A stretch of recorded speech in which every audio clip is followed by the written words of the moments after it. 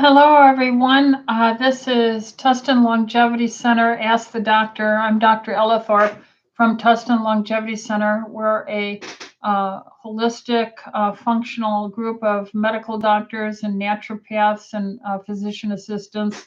There's 5 healthcare providers here with many, many years of experience in integrative functional medicine. So what we do is every Monday at 6 o'clock, we have a open question time where I meet for up to an hour, and we will try to answer generalized how we would approach a question about health issues. This is not to be specific individual recommendations for treatment. If you're a patient, please call the office and make a formal question that can be addressed at 714-544-1521. So we want to open up these avenues to help our patients have another opportunity every week to reach out to the clinic and to get guidance from our experience. And we are appreciative of our Health Freedom Tribe, TLC Health Freedom Tribe, and we want very much to be here for you. We also do a second meeting once a week, and that's on Wednesday mornings at 9:45 till 10:15. And so Mondays and Wednesdays, Monday evenings and Wednesday mornings are what we're doing so far. So why don't we begin with the first question, which is from Amila. Hi, Amila. And she says, hi back, Dr. Rita. What are healthy liver enzyme levels for adults? How about teens? Well, the reference ranges throughout the many decades. I've been practicing about 40 years. They are usually for the ALT and the AST. Those are usually between 30 to 40 international units per deciliter, so 30 to 40 range for both of those. There can be a little variance up. Maybe I've seen it as high as 45. Alkaline phosphatase for a young person with growing bones, their alkaline phosphatase will be very high in the hundreds. As the child goes into their later teens, the alkaline phosphatase will go back down to levels that are more typically under 125 or less. And so for alkaline phosphatase, which can be both a liver enzyme and a bone enzyme, for adults, it's about 125 or less. Young teenagers who have still bone growth going on, their alkaline phosphatase will be maybe in the 200s or 300s. And if you're even younger, it'll be several hundred. And that just represents the bone component of it. But for the AST and the ALT, these are usually in the 30 to 40 range. Amila goes on and asks a second question, and she says, would you recommend using boron supplements? Boron is one of the minerals that are well studied in bone health. And this is usually in many bone formulas. Even our TLC Healthy Bones has some boron in it. Most multivitamins tend to have boron in it. But boron, if you're eating a goodly amount of fish, chicken, turkey, beef, crustaceans, will have plenty of these minerals in it. Especially if you get them wild caught. So no, I don't think you need to take a separate boron supplementation. Jennifer asks, is it okay to switch from Vitalzyme to Vascuzide? If one takes 10 Vitalzyme a day, would you continue with 10 per day on the Vascuzide? And my answer is yes. It's pretty much a 1-to-1 ratio. We helped develop Vascuzide. We had them put in the serrapeptase to make it an even better systemic enzyme. And so Orthomolecular was very good, and they worked very hard to keep the price more limited. Vitalzyme is a pharmaceutical only prescribed by physicians, and you pick them up at the pharmacy in Japan. They're very high quality, but they're expensive. So Orthomolecular did us a wonderful favor by meeting with me and helping me to get a competitor that is very good on a 1-to-1 ratio. So yes, you can have it on a 1-to-1 ratio. Debbie says, hi, Dr. Rita. Hi, back to you, Debbie. A coworker's wife, she's in her late 30s, blood type O, has urticaria hives all over her body and takes herbs and Zizal for it. Stress seems to bring it on. Anything else she can do? Well, she should see a functional integrative doctor who will look at a more broad spectrum of opportunities to try and discover this. We believe strongly that O-type blood has been exposed to so much genetically modified wheat products in the cereals, in the breads, in the sourdough bread, in the pancakes, in the buns and the muffins and the cereals and on and on and on. And now it's got glyphosates. Over the years, my experience is that the O-type blood is the most sensitive to that corruption of that grain in particular, which is everywhere. The other thing O's tend to really get bothered by is the pasteurized, homogenized dairy. And that destroys it. It no longer is essentially dairy, but it's a new fractured protein, fatty acids, and sugars that are pulverized and heated up. And this then can create a leaky gut inflammation. That inflammation can create venues or holes in the gut for other things. In a catch-22, it just gets worse and worse. I would ask that young lady to stay away from all wheat and dairy. I would start with like a 2-day fast, just be on water and mix some. She could get some Pedialyte electrolytes in it, or chicken broth or beef broth. And then she could have some ginger ale mixed in with water for a little bit of sugar if she isn't used to fasting. But what I'm trying to do is rest her gut for 2 days. If that dramatically helps her, then you know it's from her diet.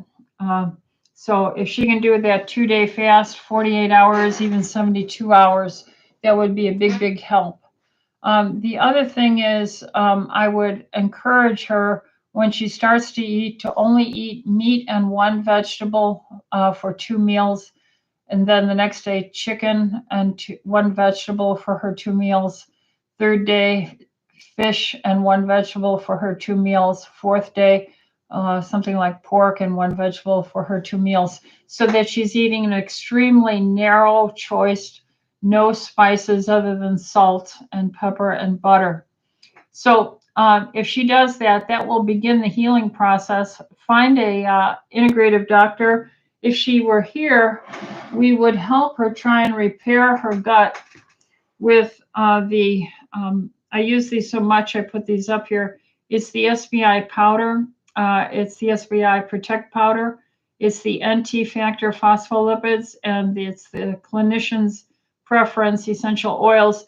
This is a scoop of each and a ½ teaspoon of the oil morning and evening to help repair the membrane. Remember, our membrane here is a double layer membrane. And when it's injured like here, you need to use phospholipids, the proteins, and the essential fatty acids, not EPA, not DHA. And we would do that with a probiotic. I would recommend Orthospore IG from Orthomolecular. I really have great success with that. I wish more doctors knew about it. I wish there'd be more open discussion of these things. Anyway, that's what I would recommend that she do. She has another question. I've heard urine therapy is very good for you. I'm not tempted, but very curious if you've heard about it. Thank you. Yeah, I've heard about urine therapy, and I've actually seen people who have done it. I have found over the many decades it to be valueless. And so essentially, I think it's a waste of time. It'd be far better to avoid carbs than to ever try and popularize something as ridiculous as drinking your own urine. Let's see. Jennifer says, why do osteoporosis doctors say not to take too much vitamin D? A friend has low D and her osteo doctor doesn't want her to supplement. I have no idea, Jennifer. That seems absolutely ridiculous to me. Now, could they be saying, look at take D with vitamin K2 instead? Maybe they're saying just the D. You need cholecalciferol, vitamin D, 125 hydroxy cholecalciferol.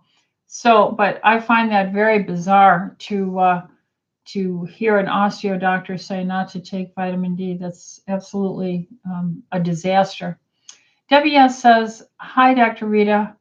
What is the cause of brittle, thin, dry nails that easily break? Thanks. Well, it's many things. Very often, vitamin deficiencies show up in the nails with these brittle, easy to rip, thin nails. Fatty acid deficiencies like alpha linoleic and linolenic acid. So this clinician's preference, or I have it, if you can see it right here in the capsule, this blue jar right here on my shelf. So it comes as the liquid or the capsule form. Usually if you take maybe a double dose within a month, you'll probably start seeing your nails, and you know your nails grow faster than your toenails, and you should start seeing improvement. I would take a very good multi-mineral. You could take an additional TLC multi-mineral, and that usually helps. Now, your nails and your hair are made of protein, so you have to eat a rich diet in protein. And if you're older or you're blood type A, you really need help with digestion. Orthodigestzyme, when you eat your food, would help you break down your protein and fat so that you would get better access to the repair that you need to do. So hopefully that helps you.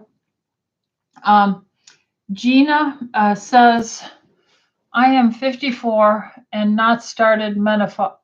Now, that's a healthy sign. When I was a young doctor back in the 70s and early 80s, women very easily had a menstrual cycle into their late 50s, even into their early 60s.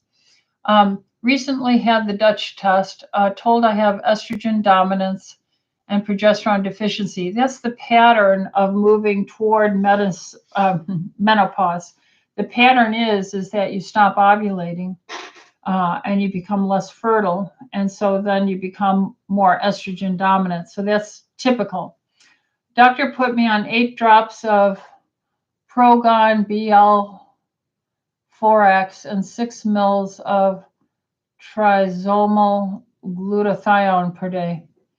I am not familiar with those particular products, Jenna. I'm presuming that the Progon BL4X is a progesterone. Trisomal glutathione sounds simply like a type of glutathione. That's a powerful antioxidant. I can't tell you whether that's the right thing. If you were seeing me, I would be giving you a lab test to see what your estradiol level is. Even though you're estrogen dominant, you probably have a lower level. And then I would be asking about symptoms that go along with lower estradiol levels. I would also do the serum progesterone levels with blood sugar levels, inflammatory markers, cortisol, DHEA, testosterone, all those things.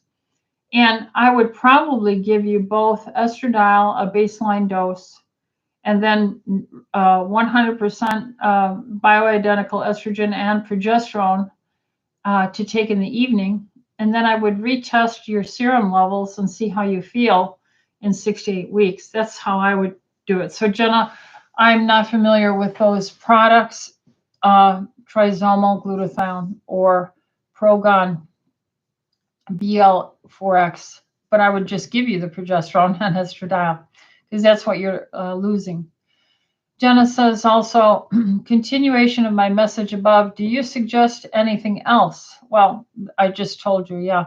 How will I know when I'm balanced? How long before taking a blood test? Well, as early as a month, 6 weeks. So that's what we like to do. And that's how I would manage it. Now, I tell all women who go on natural hormone replacement therapy that you have to go on systemic enzymes. When we're young girls, we're full of enzymes. We bruise, we heal up real quickly. When we become older women, we lose our enzymes. We begin to wrinkle and sag, and our bruises last longer and we heal slower. So enzymes help prevent blood clotting and things like this. So the other thing I tell them is you need to be low carb. A sticky, high carb diet promotes blood clotting. So we strongly tell our patients, look, I'm happy to give you and start you on natural hormones.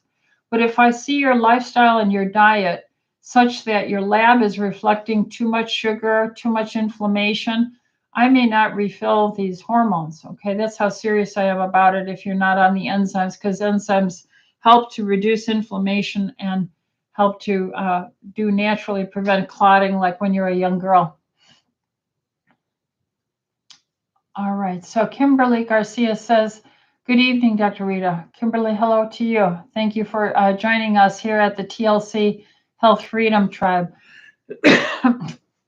Now, Jennifer says, would you recommend thermography after breast cancer?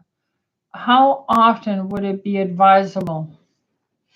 Well, I certainly think it would be a smart thing to do to have as much information as you can. A thermogram is a heat emission of your body.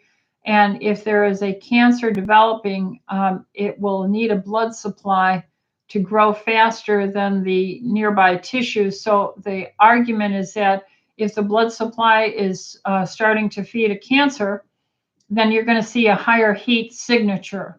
And so a thermogram will take this picture without touching you, and you would have a baseline, and then you would repeat it. If this is your first thermogram, you would repeat it in 3 months, and to make sure that there isn't a trend in heat patterns changing. Dr. Merrick here at Tustin Longevity does our thermography, and she has a up-to-date, newer imaging camera, and it's very sensitive. So you could talk with her, have an appointment with Dr. Merrick regarding thermography. And she'll tell you what she thinks, since she's specializing in this now. And we do it right here at Tustin Longevity Center. So if you do that, if you get an ultrasound as well, the more data we have, but nothing replaces the fact that we need to be low carb, drink plenty of water, take our enzymes, not eat late, have our fasting blood sugar, our insulin checked, fasting insulin, our hemoglobin A1C, our triglycerides, and make sure these are all low, because if you eat enough carbs and stuff, you'll create insulin rises in your body, which promotes tumor growth and fat growth. Make sure you're on your enzymes. Make sure you don't eat late. And then we go from there. Let's see. Did I get that? All right. Jenna says, I had a mild case of COVID last month, and since then my taste buds have been diminished, and my mouth always has a salty taste. Can I take any natural remedies to get rid of the salty taste and get taste buds back? Well, what I would recommend is, if you don't want to use any prescription medicines like ivermectin or hydroxychloroquine, or you don't want to do any chelation therapy to improve your microcirculation, I would take quercetin. and I would take it high dose, and I would use it in the form of D-Hist, D as in dog, D-Hist, H-I-S-T. That's put out by that wonderful moral company, Orthomolecular. And I would take 800 milligrams a day. Each capsule is 200, so you'd use 2 in the morning, 2 in the evening. I would take zinc. We have the Immune Perfect, Immune Protect, and that has the zinc in it. It has some quercetin in it. It has the N-acetylcysteine in it. And then I would take something like D10,000 with K2. I'd be very low carb. I would drink plenty of water, not eat late. And then I would take systemic enzymes to disinflame your body. And that's how I would do it. DHIS, as quercetin, works as an ionophore, which helps to prevent any activity of latent COVID or copying of the viral ability to make the spike protein. So that's what I would do.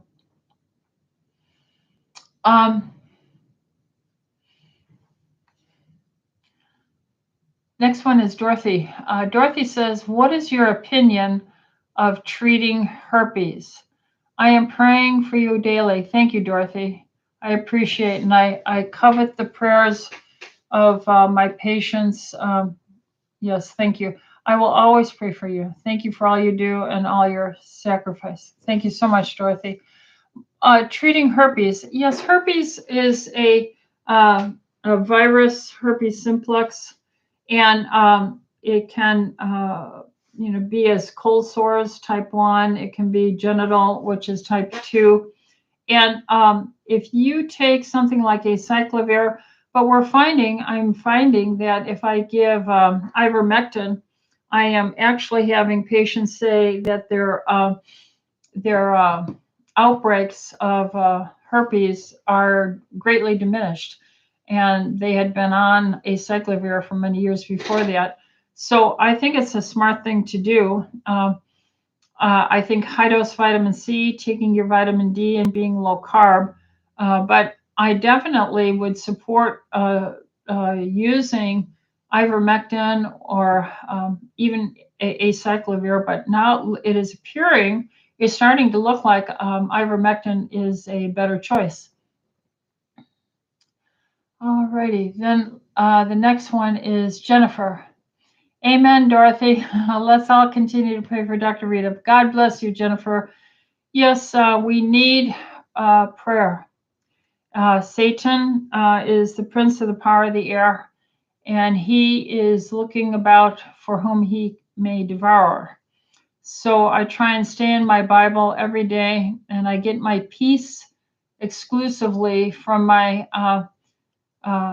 Lord and what he has accomplished for me.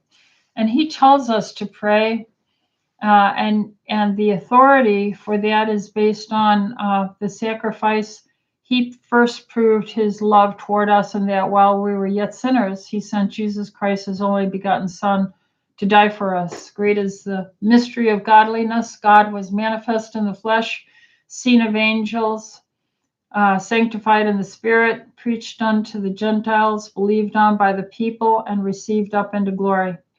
So it isn't my righteousness. It isn't any good work that I do. It is truly 100% the fact that I can come before the mercy seat. You know, the lid on top of the Ark of the Covenant is the mercy seat with the 2 angels on it.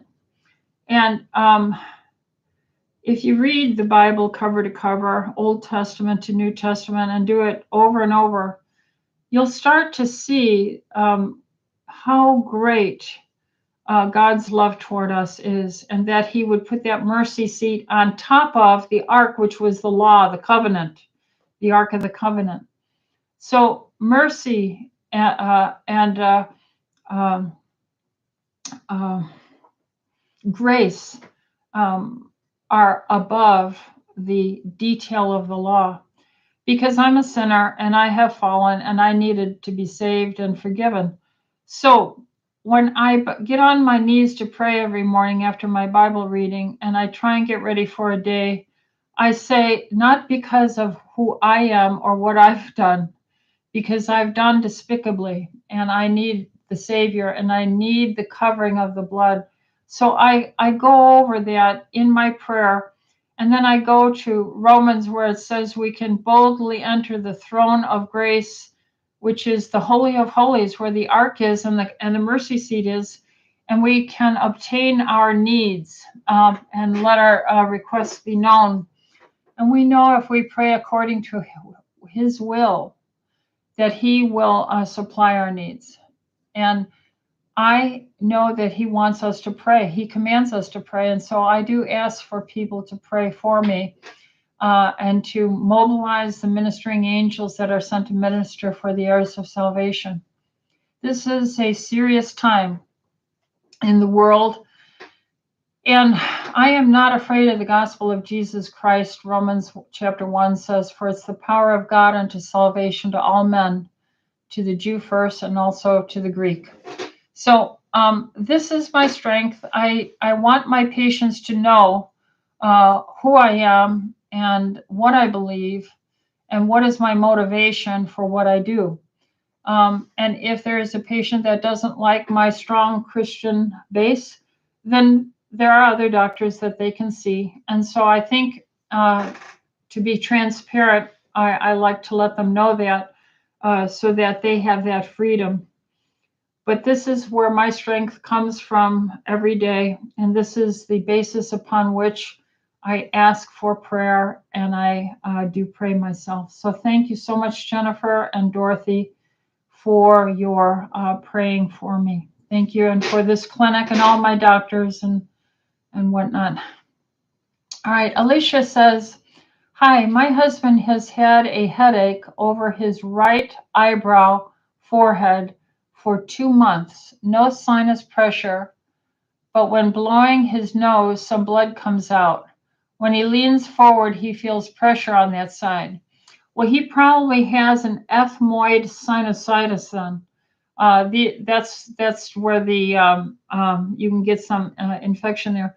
I would be seen by a doctor, but in general, the way I first approach it, I need to know if there's any secondary risks, or if they're a diabetic, or they're under chemotherapy with a compromised immune system. If it's been going on that long, I would probably take Argentine silver nasal spray, and I would liberally squirt it up my nose and inhale it, and then I would lay down to help this be absorbed. And I would do that as many times a day, because you can't overdose on Argentine silver. It's silver, which is antibacterial, antifungal, and antiviral. And I would use Argentine silver so liberally, and squirt it up my nose, taking a deep breath, and then lay down to let it go back there. I would take enzymes, which will help disinflame the mucous membranes. I would probably take Vascuzide or Vitalzyme 10 twice a day, just really disinflame yourself. I would drink a lot of water and fast for 2 days. Many things heal if we would just fast for 2 days. So if you can't get a hold of Argentine silver, because only doctors have this, even though it's non-prescription, there is a half strength called Sovereign Silver over the counter. I know it's at Sprouts, so you could try that, but you would have to use more sprays probably to get, because it's half strength. And that's the way I would begin. Certainly, if you're not better within 2 days, then I would make sure I'm seen by a doctor, because it could be that you need a CAT scan and you need a antibiotic for this. But many times I've been able to help people with those same symptoms with an ethmoid sinusitis, and they can get better with what I told you. All righty. Alicia says, Oh, he is a patient at TLC. Then come in and get the Argentin Silver nasal spray and use it very, very liberally, 4 or 5 times a day, especially before bedtime, and do those things. Jenna says, here we go. Jenna says, it's a liquid Jenna says, it's a liquid USP progesterone. Oh, so you're talking about that Progon. All right, so good. I don't know the strength of it. You have to have your blood levels run, Jenna, to see if this is adequate. And you do need to have your estradiol levels run and look at the balance in those. I like my women to be somewhere, well, every woman's unique. And so after talking with them and looking at their levels, very often the initial dosing is not enough. And then I will increase it and then retest until I talk with them and see them come to a level that is very uplifting, helping your mind be sharp, because hormones do that, helping your memory, helping you get a deep sleep, helping your bone health, your skin health, your heart health, your immune health. So I hope your doctor is experienced with this, Jenna. The car. Hello. Hello again, Dr. Ellithorpe. Any thoughts on this EBO/F blood filtering therapy available now in Tustin, in fact? One could continue with IV EDTA and really do a great job cleaning up the blood and tissue. This sounds like it is a extracorporeal blood ozone therapy.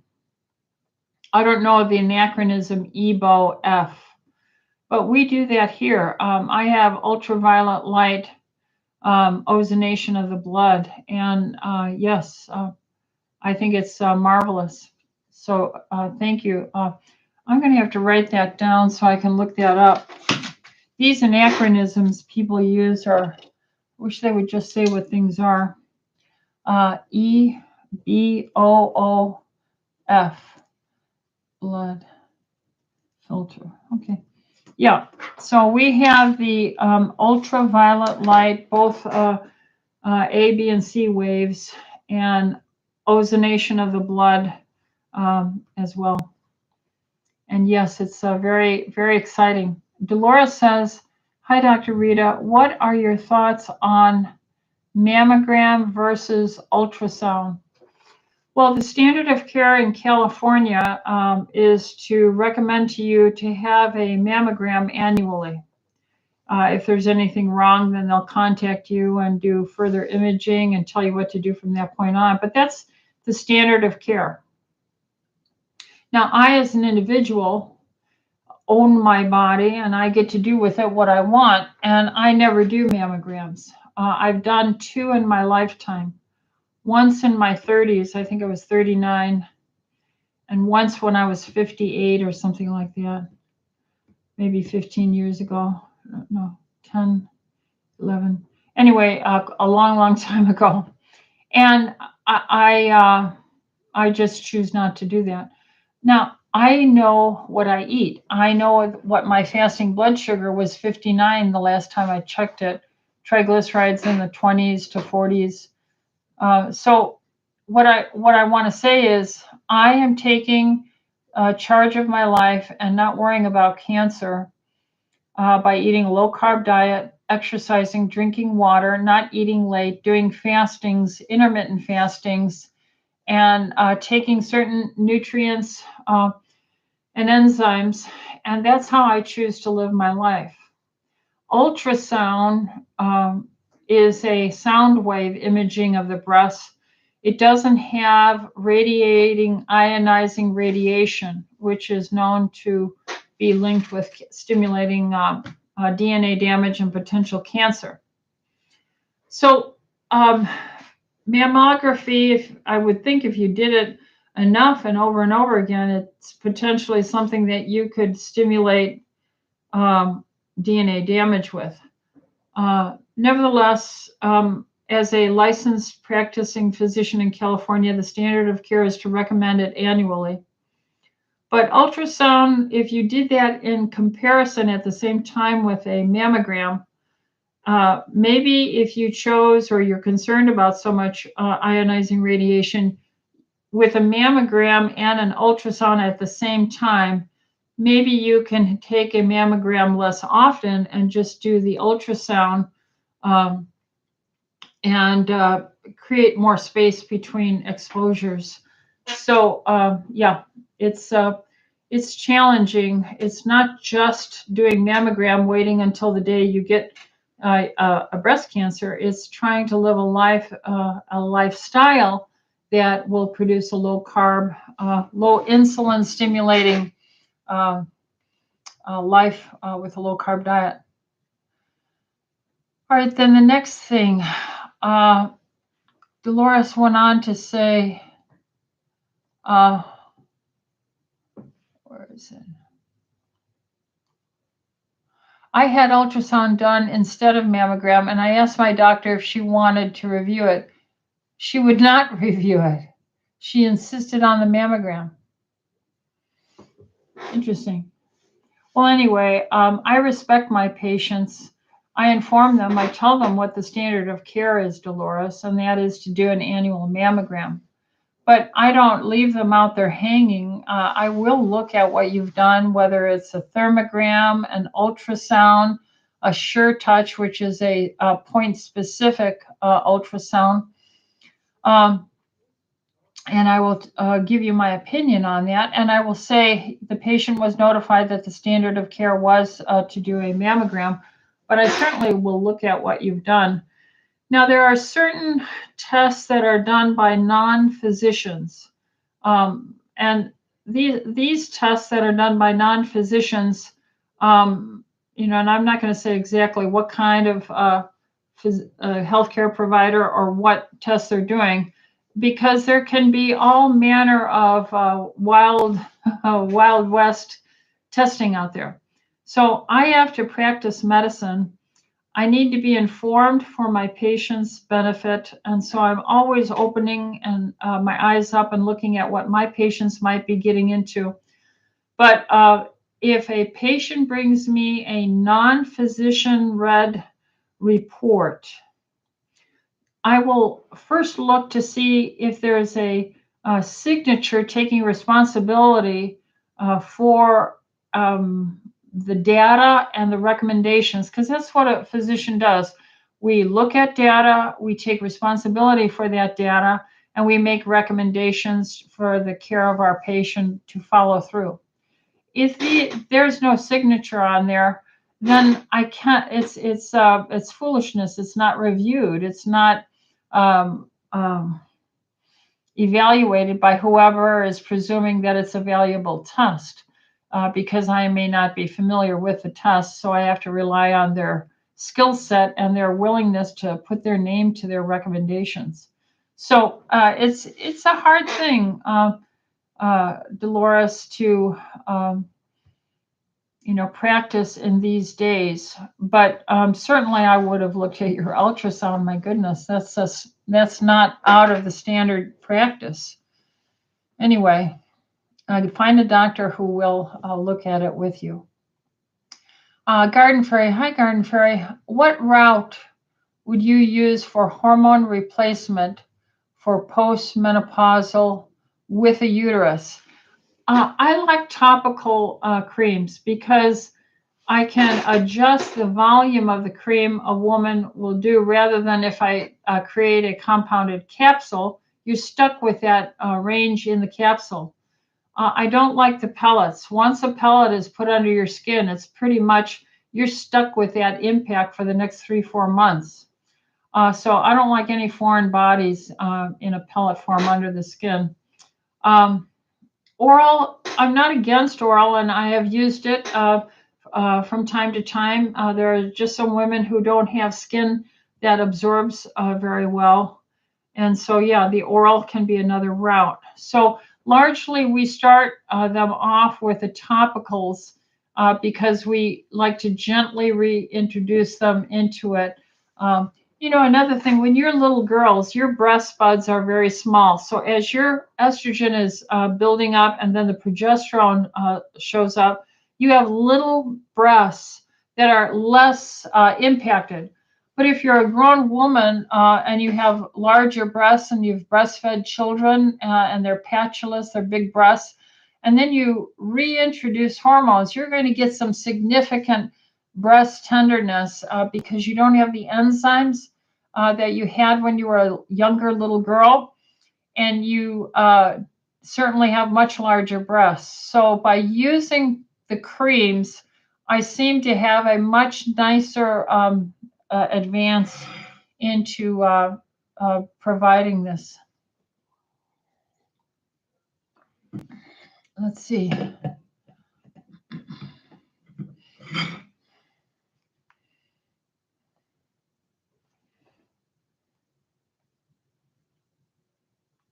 All right, the car says, in addition to that, how accurate are the standard lab ranges in regards to healthy kidney liver function? We know many of their ranges are not accurate when it comes to the term healthy. Well,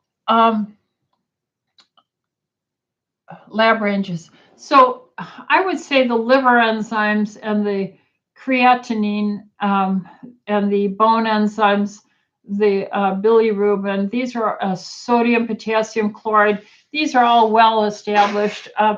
It's the blood sugars that they've played around with. It's the triglycerides that they've played around with. It's the sedimentation rate that they're too tolerant of. So for the most part, except for sed rate, except for fasting blood sugar, insulin, triglycerides, hemoglobin A1C, those are all sugars. Most of the lab has a firm basis on it. All right. Gina says, I am low carb, taking 4 TLC metabolic pills per day. I have lost 15 pounds. Wonderful. In the last 11 weeks, doing intermittent fasting and cutting sugars. Wonderful. I asked you above about bioidentical hormones. Okay, then there you go. Then you are someone, Jenna, who is well on your way to tolerating and using natural hormones in the way they're meant to be used. I'm so proud of you. Very, very good, Jenna. Dolores says, amen, Dr. Rita. Okay, thank you, Dolores. Jenna goes on to ask, can I purchase systemic enzyme from your website? If so, what are they called and how much do I take per day? I love your strong Christian base. Thank you. May the Lord continue to keep you strong. Amen. We have 3 kinds of systemic enzymes, Jenna. One is called Vitalzyme. That's the most expensive one. It is in a little blister pack. It's just like a prescription. Each capsule is in its own little blister pack. It's made in Japan. And I usually ask all women on hormones to take at least 3 once a day on an empty stomach. That's the general, but I go up or down. I take 10, but I'm a bigger woman. The other one is called Vascuzide. That's the one I helped design with Orthomolecular to become as good or almost as good, at least, as Vitalzyme. And that is called Vascuzide. Same thing, I would take 3, bare minimum. Can you take 4 or 5? Yes. Can you split it? Yes. I take 5 Vitalzyme in the morning and 5 in the evening. The third one is called Proteozyme, and that's made by, I think, Zymogen. Again, it's a very good enzyme. Same thing, 3 minimum, but you could take more. If I injure myself, like today, I was doing spring cleaning, a lot of moving in my backyard, moving things around all day long, hard, heavy work. And so I am achy and my feet are barking. So I am eating only one meal a day. So by the time I get home, it'll have been about 3 hours since I ate. And I will take a good 5, maybe even 8 Vitalzyme because I'm so achy and sore.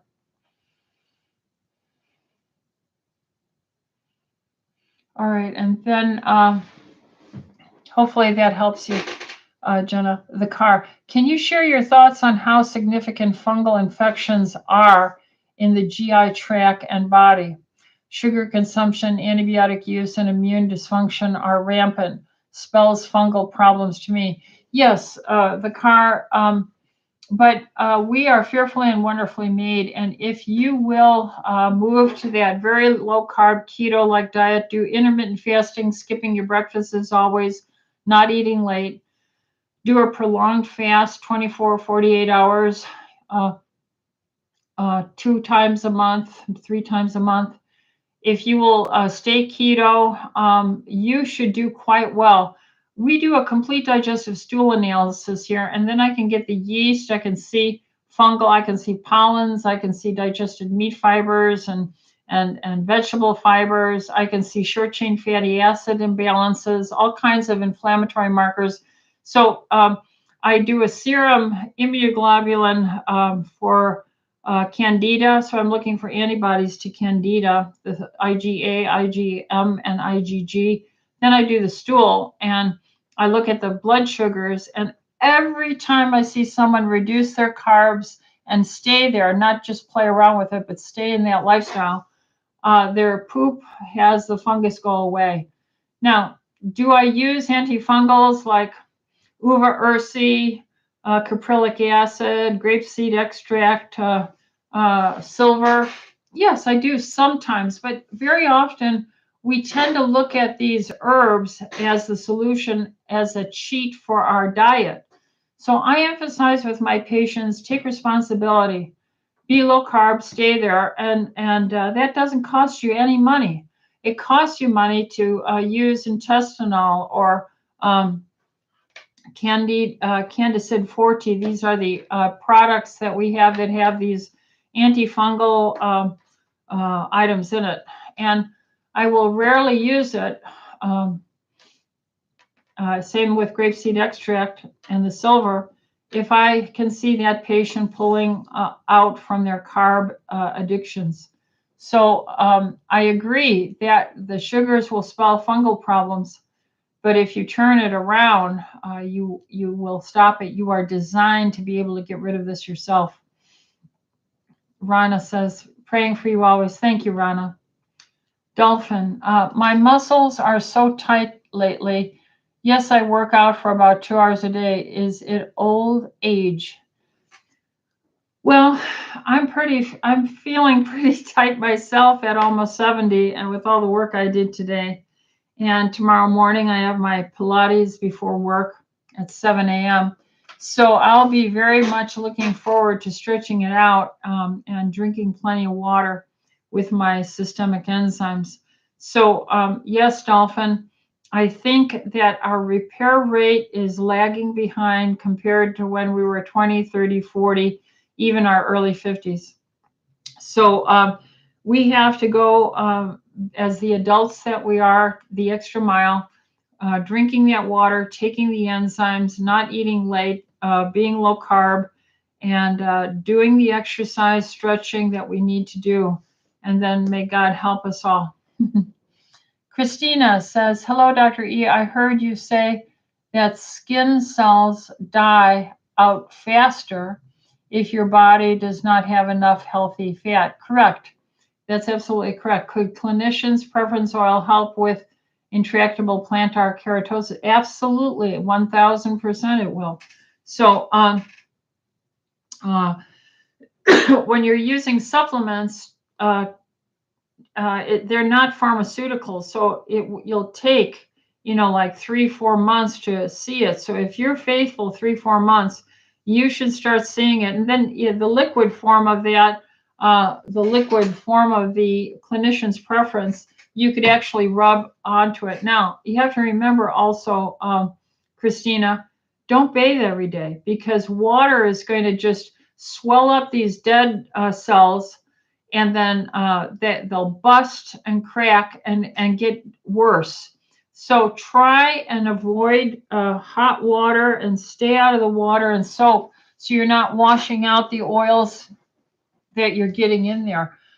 Like I've told so many people, I really only shower twice a month, so that's the way that story goes. All right, because I'm trying to keep my oils. I'm trying to keep my skin moist and as wrinkleless as possible. So that's the fact. Now, that's why I have a stack of washcloths, and I can hit the pits and be about my day. All right. Then we had...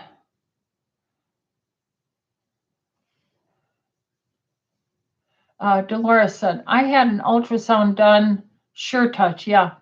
And I have seen Dr. Carr. I have an appointment in August with Dr. Carr. Wonderful, Dolores. I would like to see research on Sure Touch done and published. But you see, I think we're in a international criminal crime syndicate in the pharmaceutical healthcare systems.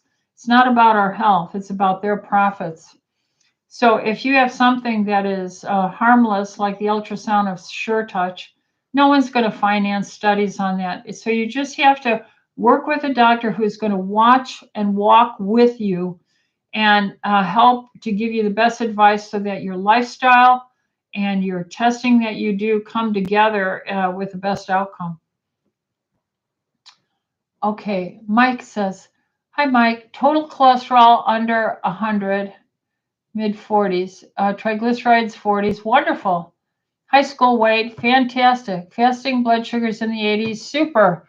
And my reward is a calcium score of 400, all in the LAD artery. Thoughts? Yeah, that could be old damage, old history, and I would be taking your K-Force that has high-dose vitamin K2 in it. It's D5000 to help loosen that up. I'm a strong believer in chelation therapy and systemic enzymes. And you're already eating a low-carb diet, and you're already exercising. So enzymes, chelation, vitamin K2, 180 micrograms with a 5,000. I'd probably use one twice a day. And then use some maybe turmeric. Tariva is put out by Orthomolecular. It's the whole root curcumin turmeric, and it's very good for this as well. So, and then just carry on. The CAR, EBOF, is extracorporeal blood oxygenation, ozonation, and filtration. A machine pulls the blood out one arm, treats it, filters it, puts it back in the other. 4 treatments over a month. Okay, so what we do like 10 treatments with blood. We pull out of the arm, we ozonate it, we give ultraviolet exposure to kill off bacteria and stuff, and then we reinfuse it back in. Similar, very similar. Jennifer, have you ever seen any adverse reactions to hyperbaric oxygen treatment?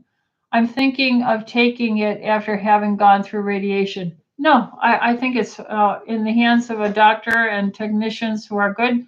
I have never seen any adverse reactions to it. So I'm all for it. In fact, I'm trying to get it here at the clinic, along with infrared treatments as well. Kit Kat, I have been diagnosed with lichen planus of the vaginal area. Can you give me some suggestions of what to do? Lichen planus it can be precancerous. The skin, the squamous cell there is, getting built up, kind of multiplied, kind of like, have you ever seen on the skin a scabby thing building up? And we call it actinic keratosis. And so when we age, the skin builds up on it. It's a precancerous lesion So hydration, low carb, oxygenation, such as things like chelation therapy to improve the microcirculation, and using high-dose vitamin C. Estriol vaginal cream might be a smart thing to do. Keep your sugars, of course, low. Take the enzymes to help dissolve it away. Look for causes of inflammation in your body. Find out your blood type. So Kit Kat, find a good functional doctor. Now we have a gynecologist here, Dr. Mitchell, and we work with patients like that, and we're very positive about good outcomes with this. So, and then I would take the Antioxidant Juice Plus, powerful antioxidant nutraceutical. All right. So let's see. It looks like we've come to the end of our questions. So what I'd like to do now is probably call it an end, because I'm pretty tired and achy today. But I always enjoy meeting with the TLC Health Freedom Tribe. I'm always blessed. It's always wonderful to see the new people coming in. If you get value out of this, please like and subscribe. Please share with your family and your friends. Hopefully we can help inspire and guide. For those of you who don't have a doctor that's nearby, I would say go to acam.org, acam.org, and then you can find out a name in your area that is likely to support you with this kind of medicine. Mike says, thanks. God bless you, Mike. Say hi to your wife, Kathy. Carol says, thank you. The car says, EvoF machine treats 4 to 5 liters of blood in an hour. Check it out. Yeah, I will then, the car. I will do that. And Gina says, thanks, get some rest, Dr. Rita. Yes, I think I'm going to go home and have my tea or my black coffee and water and the rest of my evenings vitamins, and watch some good science lectures and the Steve Bannon War Room. Okay, so God bless to all of you. Thank you again. Good night.